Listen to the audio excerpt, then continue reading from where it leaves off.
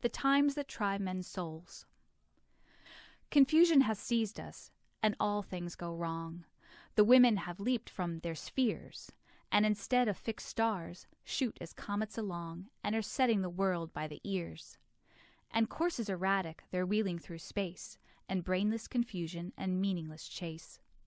In vain do our knowing ones try to compute their return to the orbit designed. They're glanced at a moment, then onward they shoot, and are neither to hold nor to bind. So freely they move, and their chosen ellipse the lords of creation do fear an eclipse. They've taken a notion to speak for themselves, and are wielding the tongue and the pen. They've mounted the rostrum, the termagant elves, and, oh horrid, are talking to men. With faces unblanched, in our presence they come, to harangue us, they say, in behalf of the dumb. They insist on their right to petition and pray, that St. Paul in Corinthians has given them rules, for appearing in public, despite what those say, whom we've trained to instruct them in schools. But vain such instructions, if women may scan, and quote texts of Scripture to favor their plan. Our grandmothers' learning consisted of yore, and spreading their generous boards, in twisting the distaff or mopping the floor, and obeying the will of their lords. Now, misses may reason and think and debate, till unquestioned submission is quite out of date.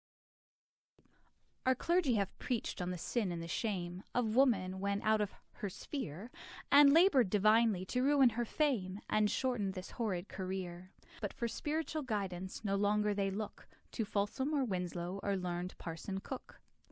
Our wise men have tried to exorcise in vain the turbulent spirits abroad.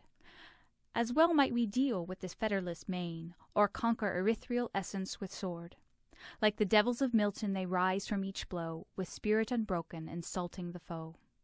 Our patriot fathers of eloquent fame waged war against tangible forms.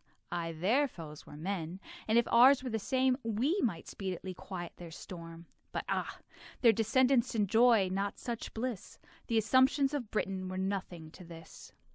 Could we but array all our force in the field, we'd teach those usurpers of power that their bodily safety demands they should yield, and in presence of manhood should cower.